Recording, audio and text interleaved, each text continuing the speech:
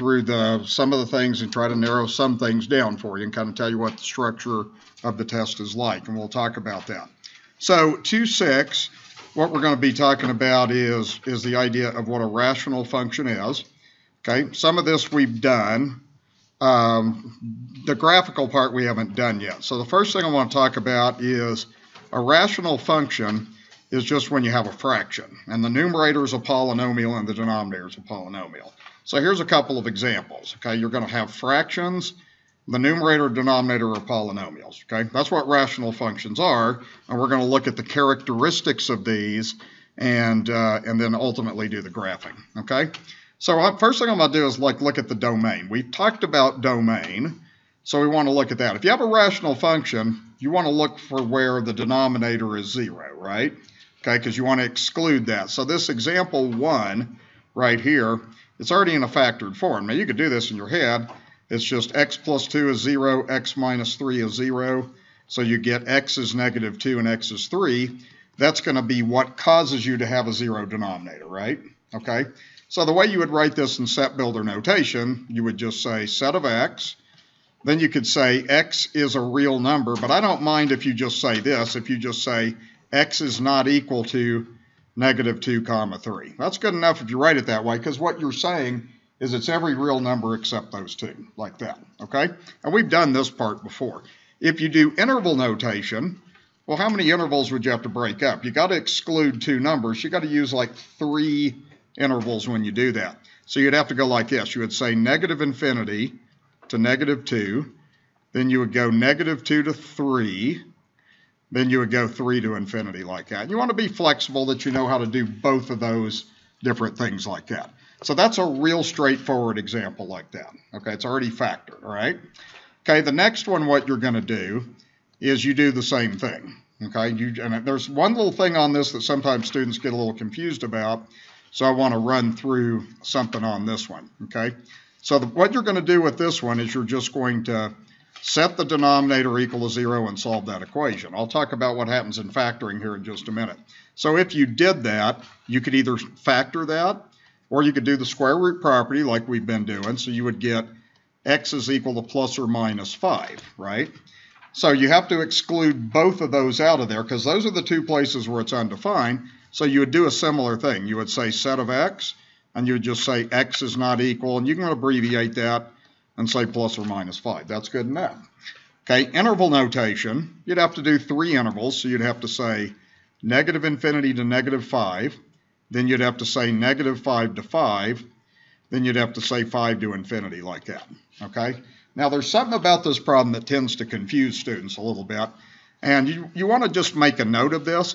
If I went through and factored this, okay, if I took this problem and I went through and factored that, well, the denominator would factor as x plus 5, x minus 5, right? Because that's a difference of 2 squares, okay?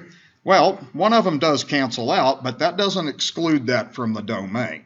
You wouldn't just say x is not equal to 5, because what you're doing on that domain is you're looking at what it can't be equal at the beginning. Does that make sense? Okay, so you just look at the denominator only. You don't worry about that cancellation. A common mistake students want to put on this problem is put that, but that's wrong. Okay, because we've changed the problem. Okay, we really have. So what you want to do is just do that like that. Does that make sense to everybody? Okay, now number C it looks a whole lot like A. What do you think? Here's what I meant. I remember I typed this up today too. Please change this to this problem. Let's change this to x over x squared plus 9. Okay, like that. All right, that was the intention, was something like that. Okay, so again, it's a rational function. What do? You try to figure out what causes the denominator to be 0. Okay, so let's do that. Let's set that equal to 0 and do this. Okay, does this thing factor? That's always a good question to ask students. No, okay, it's a sum of 2 squares. And be careful, you might think it's x plus 3, x minus 3, but it isn't. It does not factor because of that plus. Well, if you did this, if you did the square root property, notice you would have x squared equals negative 9, right? Then if you did square root of both sides, what kind of number would you end up with? Imaginary. So you'd really have plus or minus 3i like we've talked about. Well, we don't care about imaginary numbers, so actually what this would mean is the domain is everything. Okay, think of it this way. if you plug in any number for x and square it, you're going to get a positive number right there, right? Positive plus 9 is positive, so you're never going to get a 0 denominator. Does that make sense? Okay? So you can kind of reason that out in your head. So actually what would happen on this set builder, we would just say, you could just say, you can write it this way. You can say set of x. I think I showed you to write that symbol. You can write it in words too. You could just say x is any real number. Then interval notation would be what? Just all real numbers would be negative infinity to infinity like that. So what you're doing on a rational function is you're just looking at the denominator and trying to figure out what makes it 0, if anything. Sometimes it's one thing, sometimes it's two or more things, sometimes it's nothing. So it can be every kind of situation, okay? Next thing I want to talk about is what we mean by a vertical asymptote. That's what you get into rational functions.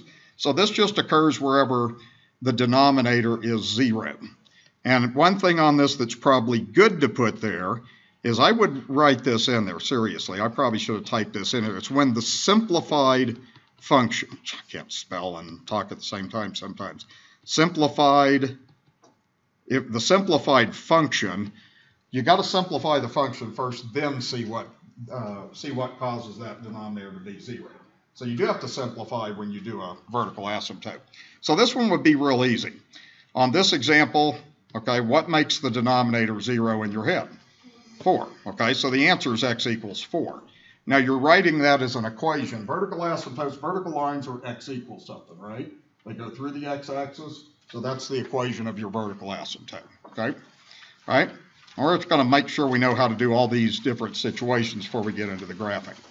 Whatever you can do in your head, do in your head, okay? Where is this one undefined? -2, okay? So remember, when you do a vertical asymptote, simplify the function. This is already simplified. Solve, set the denominator equal to 0 and solve. So that is your vertical asymptote. We'll talk about what that means in just a minute, okay? Okay, next problem. This is where you have to be really careful. You do want to simplify these. Don't confuse that with domain. You do want to simplify.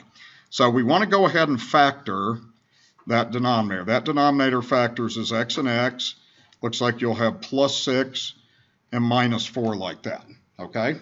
So there's two things I want you to write on this. If you do the domain you could just say set of x, and x is not equal to what? -6 and 4, correct? Okay, that's the domain. You don't worry about simplification. But what you do is this, when you cross this out, whatever's left over is your vertical asymptote. Whatever cancels is going to be just a little hole. It's going to be like a little bubble. Sometimes we call that a deleted point. I just call it a hole in the graph. And once we get to that point, you'll see what that is. So then the vertical asymptote would be this. It would just be this part. X is equal to 4 would be your vertical asymptote. Okay, what'll happen on this? And by the way, this is a big deal in calculus. So like when I'm teaching Calc 1, the first test we did a lot of this stuff. And the student's knowledge of asymptotes had a lot of bearing on how well they could do what we call limits. So that ends up being a hole in the graph. That ends up being an asymptote. Okay, whatever cancels is not an asymptote. Make sure you make a note of that and get that straightened out. Okay. Okay, the next one, again, it's about the same way. We're going to factor this. So the denominator factors is x plus 5. X minus 5, okay? So let's write three things on this. First of all, what would be the domain on this example? X is not -5 and x is not 5, right? The domain, you got to look at both things. So your domain, you would say set of x, and you would say x is not equal to plus or minus 5 like that. Okay, what would the vertical asymptote be? Or let me ask this question. How many vertical asymptotes are there, 1 or 2? There's 1, because the one that canceled is a hole. That's not an asymptote. So the one that's left over is your asymptote. So what would that be? 5. X equals 5. Now you want to write that as an equation, x equals 5 like that. Okay? So that's what you get into in vertical asymptotes as they look like this. Now I'm going to show you something on the calculator. Just watch this. You don't need to get your calculator out unless you want to. But if I put this function in that I just did, I'll show you what happens. Okay, we would have, I'm going to put in x plus 5 in the numerator. Okay, and I'm going to put in just the unfactored form. I'll put in x squared minus 25 then I'm just going to do that in a standard window. And you're only going to see one asymptote when I do this. So you'll see an asymptote at x equals 5. So see that where it kind of looks like it breaks? That's the vertical asymptote. That's the x equals 5. If you go to negative 5, there's a hole there. The graphing calculator doesn't show it, but there's a hole there. And that's because in the original problem, you're undefined at negative 5. Okay, so let me show you this thing also on a calculator. Even though the calculator does not show you the hole, if I trace at negative 5, look what happens. Okay, I get nothing. Okay, that means there's nothing there, therefore there's got to be a hole there. Does that make sense? Okay, if you do your table of values, notice you'll have two errors. There's an error at 5, that's where your vertical asymptote is, and then there's an error at negative 5. So the domain is everything except negative 5 and 5. Does that make sense to everybody? So whatever cancels is the hole. What's left over is vertical asymptote. That's a big deal too in calculus when you're looking at functions and limits and stuff like that. Okay, want to get you comfortable with this. Some of you have had calculus before, so you're more likely to understand and have seen this notation before. If you haven't, it's not that hard to learn. So this is just a graph I found on the internet. What we're going to do is you want to see what this means. What this is saying is if you see that minus, that just means that you're on the left side of something. Okay, in calculus, you're going to call that like a left-hand limit. So what I'm saying on this is saying x gets close or approaches negative 1 from the left-hand side. So when x is negative 1, you have a vertical asymptote, right? Okay, what's happening to this graph as you're getting close to the asymptote from the left? Where's it going? It's going to infinity, right? Okay, so that one you're going to say is x approaches that from the left-hand side, that's going to go to infinity. So y is just going to approach some infinitely big number, and that's the way asymptotes work, is like that, okay? Okay, what do you suppose that means? That means from the right-hand side, okay? So if you're not familiar with that notation, then you want to write a note on that. So that's the right-hand side, okay? So that would go like this. So if you're looking at this, you would be kind of going like this, okay? If I start here, if I go to the right-hand side, where does the graph go? It goes to negative infinity now, right? Okay, so we would say that y approaches negative infinity. Does that make sense? If you've had calculus, I know that would probably make sense. If you haven't, it's just a new type of notational system. Okay, now look at this one. This says, look at 1. Look at this asymptote. This is going to say, be on the left-hand side of the asymptote. Where does the function go? Infinity, okay? This one is the same thing, but go to the asymptote 1, right-hand side. Where does the graph go? Negative infinity. You guys see what I'm talking about? Left hand goes to infinity, right hand goes to negative infinity. Okay, that's just the language of what that minus and plus means. Okay, so this one would be, from the left-hand side would be infinity. That would be negative infinity also. Is everybody with me there? Because I know that's probably a new idea if you haven't taken calculus before. Okay, and then this one just means this. This says x approaches infinity. So as x gets infinitely big, what appears to be happening to y? Isn't it kind of leveling off? Okay, it's leveling off to 0. Okay, we're going to call that a horizontal asymptote. So that just means as x gets infinitely big, y just gets closer and closer to 0. It doesn't go up and increase forever. This one is saying as x goes to negative infinity, as x goes out that way, what's happened to the graph again? It's leveling off at the x-axis, so it's going to 0. So what you would say is as we go to infinity, y goes to 0. As we go to negative infinity, y goes to 0. Okay, now that's a good kind of thing in a pre-calc class to introduce students to, because you'll see this in Calc 1, and it'll kind of help you when you start talking about limits. Is everybody clear with what I'm doing there with the language and what I'm looking at?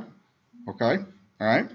Okay, now what we're going to do on the next thing is I'm going to talk about horizontal asymptotes, and then we'll start putting together some graphs. Okay, so what we're going to do with this one is I've given you sort of a series of rules. Now over here, this is kind of the rules we're going to talk about for horizontal asymptote. Okay, and the horizontal asymptote, what that's telling you is what's happening to the graph as you go to infinity or negative infinity. Sometimes it levels off, sometimes it goes to infinity. Okay, there's several possibilities. So the easiest way to learn this is these rules. Okay, if anytime the degree of the numerator is less than the degree of the denominator, then automatically you have that horizontal asymptote. Okay, that's automatic, that it'll, as x goes to infinity, the graph's going to level off at the x-axis. That's what that means. Okay, the second thing we have is if the degree of the numerator is the same as the degree of the denominator, then the horizontal asymptote's just going to be the ratio of the leading coefficients. So I'm going to start with those two rules, and this is real easy to do. Once you catch on to it, there's nothing to it. You do it in your head. And you'll do this in Calc 1 all the time, pretty much the first part of the semester when you learn about limits. Horizontal asymptotes turn out to be a big deal, okay? So let me show you kind of what I want to do with this, then I'll go to that Rule 3 in just a minute. Okay, so if you look at this example A, what is the degree of the top? We've talked about degree. What does that mean? Highest exponent, right? So the degree of the top is 2. The degree of the bottom is also 2. Okay, so what that means is, that's Rule 2. If the degrees are the same, then the answer is right there. It's the ratio of the leading coefficients, so it would be y equals 2 over 3. Okay, that's what would happen in that problem. If I did that on a graphing calculator, what you would see is x goes to infinity, the graph just levels off at y equals 2/3. That's what that means. Okay, is that clear with everybody? That's a rule. That's the best way at this level to learn it, is how to do that. Okay, look at part B. What's the degree of the top? 1. What's the degree of the bottom? 2. Okay, this is Rule 1. So if the degree of the numerator is less than the degree of the denominator, as it is, then y equals 0 is your answer.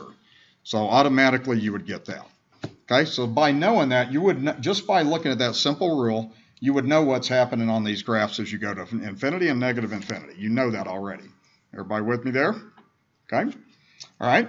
And then here's what happens on the last one here. So if the degree of the numerator is larger than the degree of the denominator, then there isn't a horizontal asymptote. What you get is an oblique asymptote, and an oblique asymptote can take on several values. Sometimes it can be a slant, like a line. It can even be a parabola. It can be a cubic. It can be all kinds of things. Okay, we're going to mostly look at one case on that. Okay, so like part C, the degree of the top is 3, degree of the bottom is 2. So what we would say is we don't have a horizontal asymptote for that reason, okay? What you're going to have on that one is a slant asymptote, and I'll talk about that in a little bit, but I'm not quite ready to do that yet. Okay, so that's kind of showing you how you do a domain, how you do vertical and horizontal asymptotes. You have to know how to do that if you're going to work with rational functions, okay? All right, now we're going to start putting this together and doing graphing, okay? So I'll show you kind of how to do this independently of a calculator. So we want to be able to find all these pieces of this rational function and then be able to put together a pretty good graph without doing anything. Okay, so first of all on this one, let's look at how you would find the horizontal asymptote. Okay, first of all, what you do, and you do this in your head, it's just the degree of the top is 1, and then the degree of the bottom is 1. So what did I say that was? If they're the same, what's the answer? Yeah, it's the coefficients of the leading coefficients. So actually the answer is right there. Okay, so it's really 2 over 1. So you just have y equals 2. Okay, so that, and as we do this, we're going to kind of put this together. So that's your horizontal asymptote. So what you want to do down on the graph I gave you, what you want to go ahead and do is just go to y equals 2 and just make a dashed line that goes through like that. That's going to be the horizontal asymptote. That already tells me what's going to happen. As x goes to infinity, that graph is just going to level up. Now, it may be above the asymptote or it may be below. But we already know kind of what's going on roughly at the end. Okay, let's do the vertical asymptote. Okay, what do you do on the vertical asymptote? Well, first of all, you got to simplify this. If you simplified this, you would take out a 2 to get 2 times x plus 3 over x minus 1. Nothing cancels, right? So we don't have a whole. So what's the vertical asymptote? X equals 1, right? You look at the bottom and you think, what makes that bottom 0? So you solve this equation, so you would get x equals 1. Okay, that's how you generally want to start these problems, is by finding the asymptotes. So go down to your graph, and x equals 1, you just want to take a vertical line that goes through x equals 1 like that. Okay? And then what you'll end up having from here is, what you want to understand about asymptotes is when you have a vertical asymptote, the graph's either going to swing up and go to infinity, or it's going to swing down and go to negative infinity. It's not going to be anything else. You can't do anything else on that. Horizontal asymptote just means as you go out infinitely, it levels off. Okay, that's what those things mean. So by finding those, you've already figured out quite a few things. Okay, x-intercept. What you do on the x-intercept is you just set y equal to 0, so you set f of x equals 0. So you would solve the equation 0 equals 2x plus 6 over x minus 1. Okay, so how do you solve an equation if it's got fractions in it? Get rid of the fraction, right? Okay, so we can do this. We can multiply both sides by x minus 1. Okay, and when we do that, we're going to have 0 equals 2x plus 6. What you can actually do on a rational function is you can just set the numerator equal to 0. After it's simplified, you can do that. Okay, so then we could just move the 6 to the other side, divide both sides by 2, so you'd have x is equal to negative 3. Okay, and then typically what I want you to do on that is just write that as a point. So that would be the point negative 3, 0. Okay, so we've now got our x-intercept. So what I'm going to do is I'll just have you put a dot on x equals negative 3. Okay, and we got that, and that will kind of help us to get this graph together. Okay, so we do that. Okay, how do you find a y-intercept? You set x equal to 0. Good. Okay, so what we're going to do on this is we're going to set x equal to 0. Just go to your original function. You're really doing f of 0, so that would be 2 times 0 plus 6 over 0 minus 1. That looks like 6 over negative 1, so that's negative 6. So you would have the point 0, negative 6 like that. Okay, y-intercepts, just let all the x's 0 and figure out what you have left over. So let's put a dot down at negative 6. So 1, 2, 3, 4, 5, 6 like that. Okay, so we got that. Now what we're going to do is before we think about domain and range, I'm going to show you how to piece together what this problem does. Okay, and the goal on this is to piece this together without having to touch your calculator. Okay, so what we're typically going to do on this, when you do a sign chart, down at the bottom, I want you to start by just drawing a number line. And what you do on your sign chart is you use any vertical asymptotes and you use any x-intercepts. Okay, you're just kind of interested in what are the things happening on the x-axis. Okay, that's an x-intercept, and then that's a vertical asymptote. So when you do your sign chart, we're going to do two things. We have the x-intercept at negative 3. And I'm just going to write a note to myself that that's the x-intercept. Okay, then I have 1 is the vertical asymptote. And then by doing a real simple calculation, you can tell roughly how the graph behaves based on that. Okay, so here's what you're going to do. You always use vertical asymptotes and x-intercepts. We're going to take the function, which is 2x plus 6 over x minus 1. Now, you'll do this kind of thing a lot in calculus, and we'll do this a little bit here and there in this class, but it'll be a big deal in calculus. What you do is you do test points. So I'm going to take a number that's smaller than negative 3. So let's keep it simple, and let's just say negative 4. Okay? Plug it into your function. You're going to have 2 times negative 4 plus 6 all over negative 4 minus 1. You do not have to work that out. You just worry about what's the numerator and what's the denominator. So you look at the numerator, that's negative, isn't it? That's negative, and then the denominator is also negative. So what you have is you have a negative over a negative, therefore you have a positive.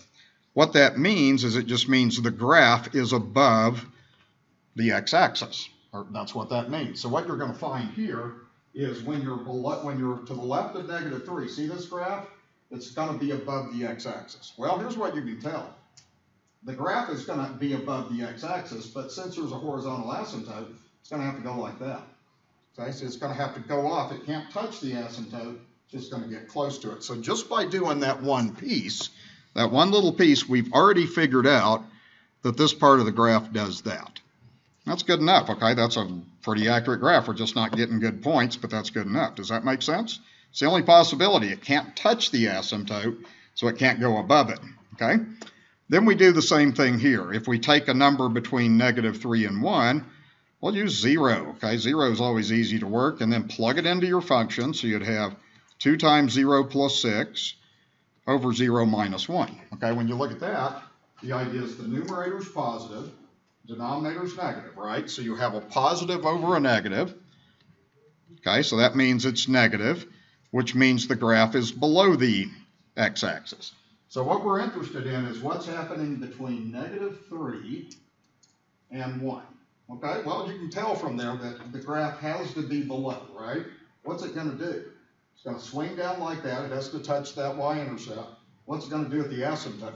It's just going to go to infinity, negative infinity like that. So that thing right there, that simple calculation, is telling us from -3 to 1, the graph is going down. Does that make sense? And it doesn't matter what the test point is. You'll get the same result regardless. Okay, so that would be how the next part of your graph goes, is like that. Okay, so you just kind of swing through like that.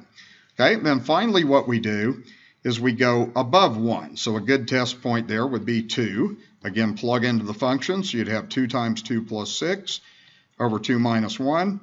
Positive numerator, positive denominator. So it's positive. What does that tell you about the graph? It's above the x-axis, right? Okay, that's what that means. That calculation right there means that you're going to be above here. Now, you got to think about this. When you're by a vertical asymptote, you have two choices. You're either going to turn up and go to infinity, or you're going to turn down and go to negative infinity. If you're above the x-axis, you have to go like that, right?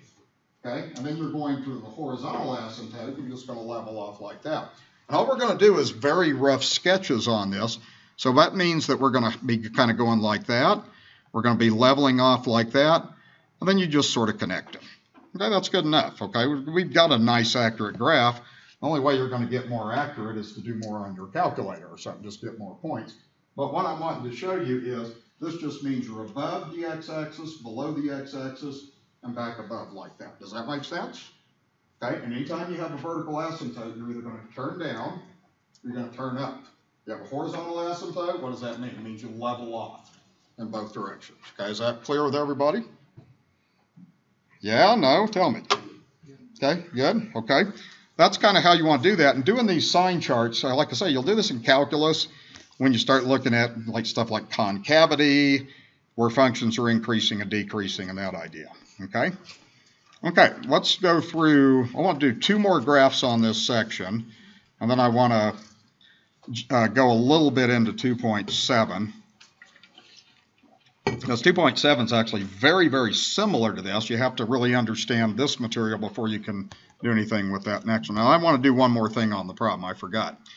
So the domain on this, what's the only thing that x couldn't be in this problem we just did? 1. So we'd just say set of x, and we'd say x cannot equal a 1. How about the range? Is there anything y can't be? Yeah, it can't be 2. Exactly. You have that horizontal asymptote.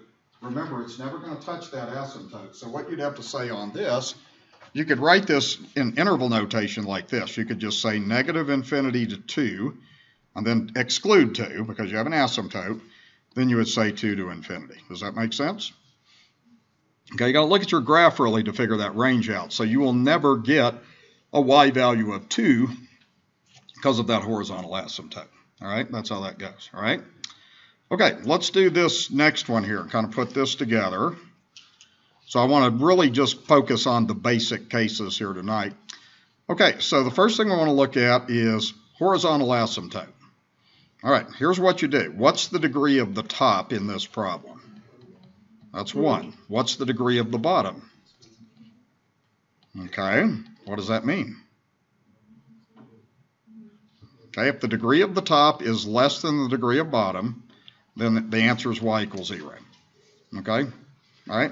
Once you start working with this, you'll get this down. By the time students are in Calc 1, they always have this down. I always see that. Okay? All right? So we got that. Let's do the vertical asymptote. Okay? So you want to simplify this function. So it looks like we can factor the x squared minus 4. That's difference 2 squared. So that's x plus 2, x minus 2. There's no cancellation. So how many vertical asymptotes do I have on this problem? I have 2. So what are they? X equals 2, x equals negative 2, right? Okay, so we just write this as x equals 2, x equals negative 2. Or you could say x equals plus or minus 2 if you want to abbreviate that, okay? So what we want to do is let's go down to our graph, and I'm going to go ahead now and just have you put in these two asymptotes. So let's see, we have an asymptote at x equals 2. So you want to go ahead and put your vertical asymptote like that. Then we have a vertical asymptote at x equals -2 like that. And then if y equals 0 is a horizontal asymptote, that just means the x-axis acts as an asymptote like that. Okay, now we got to figure out just with a little analysis how this graph's going to behave. Okay, so let's see. Let's move on and let's now do the x-intercept. When you do an x-intercept, you take the function and you set it equal to 0. So you're setting the opposite variable y equals 0. Okay, you can do a lot of this in your head. So with this, you could multiply both sides by x squared minus 4. You can actually do this in your head. I don't care if you do. So that would just give you x, and then that side would be 0. So your x-intercept would just be 0, 0. The y-intercept would be the same on this. So if you do the y-intercept, you just let x equal 0. So you would have 0 over 0 squared minus 4. That's 0 over -4, so it's 0. So the x and y-intercept are the same point on this one, okay? So for that reason, I'm going to go through, and let's see, I'll put a dot there. Okay, so I got a dot there. I have an intercept like that, all right?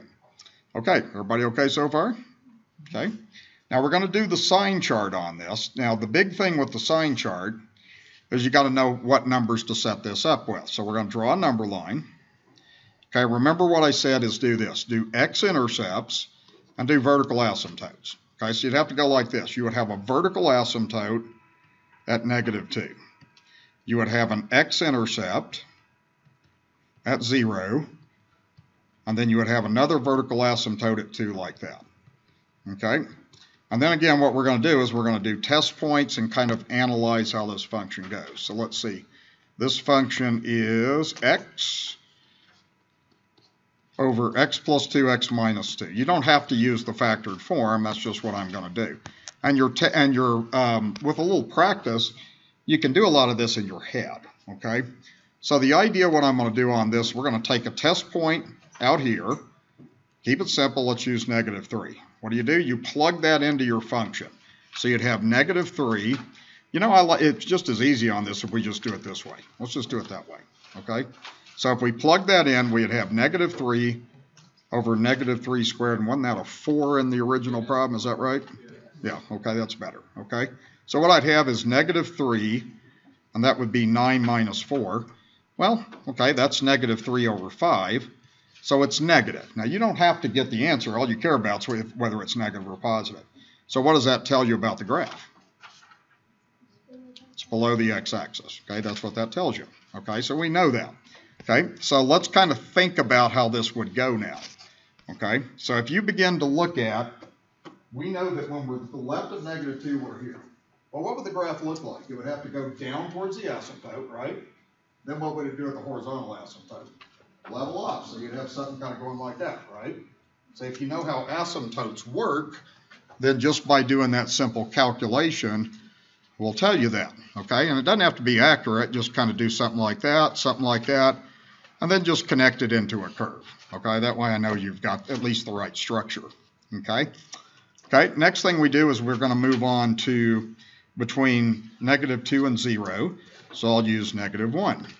Okay, again, same function. It would be -1 over -1 squared minus 4. Okay, if you can do that in your head, that's fine. Looks like you have a negative numerator and a negative denominator. So you're plus.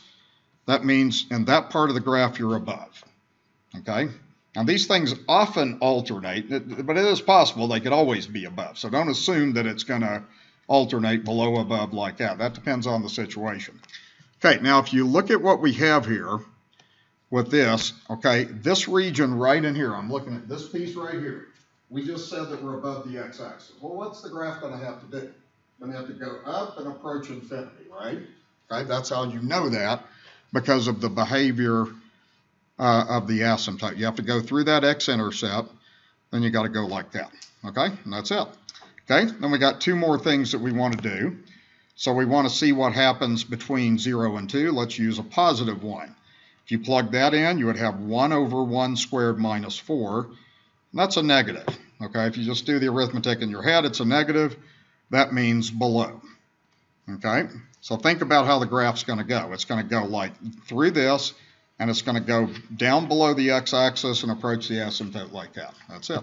Okay, and then finally, the last thing we'll do, let's use a test point bigger than 2, like a 3. Plug it in, you would have 3 over 3 squared minus 4. If you work that out, that's positive. So that takes you back above the x-axis.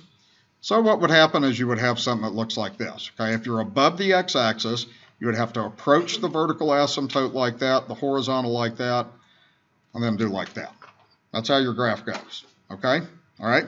Now let's get our calculator out and just do one thing on this problem, because what I'm trying to do is help you to analyze. Part of the big purpose of pre-calc is to get you real comfortable with functions, because that's what you study in calculus, is functions of all types, so it's good to know them as they pop up. So let's just put this in like this, okay? The graph we just did was x over, then we would do parentheses, x squared minus 4, like that, and then we'll just do a zoom 6. So zoom 6, and let's see if we don't get the same thing. Okay, look at that, okay? So you're going to get the same thing. By analyzing with that sign chart, you're going to be able to tell exactly how that graph goes. Does that make sense to everybody?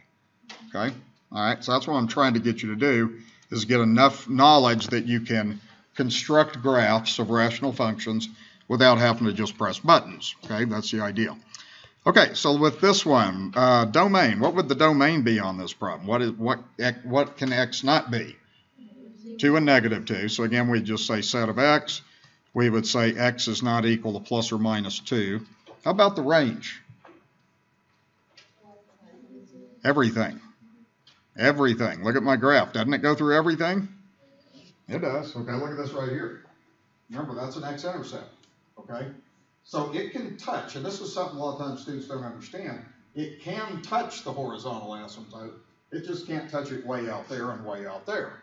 You can touch it anywhere inside here. That's good. Okay, that can be done, so that range would be all real numbers. You can touch the horizontal asymptote. You just can't do that in infinity or negative infinity. So that would be all real numbers is how that would go. Okay? All right, everybody okay there? Okay? All right, so what I want to run through next, I want to do one more problem on this, just kind of give you the idea. There's another thing that can happen. I'm not going to worry about the slant asymptote too much today. But on example 3, this has a slight little twist to it. So the first thing we want to do is we want to start off like we've been doing with the asymptotes. Okay? So the horizontal asymptote, what do? You look at the degree of the top, and the degree of the top on this is 1. You look at the degree of the bottom, and that's equal to 2. Okay, so since the degree of the top is less than the degree of the bottom, well, you got that down yet? Y equals 0, good. Okay, if they're equal to each other, then you're going to have the leading coefficient ratio like that. Okay, all right, now here's where you got to be super careful on this problem. You got some factoring that you're going to have to do. You need to factor a 3 out of the numerator. So you'd have 3 times x plus 1 in the numerator. Then when you factor the denominator, that's would go like this. You'd have x and x. You'd have 2 and 1. And it looks like you'd have a minus there and you'd have a plus there, like that. Okay? Let's see if you caught on to something I talked about earlier. How many vertical asymptotes would I have? 1. What did I say about the one that cancels? That's a hole. Now that's going to be called, sometimes we call it a deleted point. Okay, sometimes just a hole. So what you want to make a note of is, since that one canceled, you would basically have a hole at x equals negative 1, and then this thing right here would be your vertical asymptote. Whatever's left over is your vertical asymptote. So you'd have a vertical asymptote of x equals 2 like that. Okay, that's how you want to start that then. Okay, whoops. Okay, and then that deleted point, we just want to write x equals negative 1. We don't want to write a point. It's just what x is. Okay, and I'll show you kind of how that goes with the graph. Okay, okay. When you do an x-intercept, now what you do on an x-intercept is you can go ahead and take the simplified form. You want to be sure you take the simplified form, And the simplified form of this is 3 over x minus 2. That's real important on this. You got to take the simplified form, okay? Then you're going to do that. You're going to set that equal to 0, okay? Now let me just see if you understand this or not. You know what the solution of that equation is? What's that? There isn't one. Is anybody thinking that? I want you to think about this. Okay, the numerator is 3, right? That's never going to change. The only way a fraction becomes 0 is if you have 0 divided by something, right?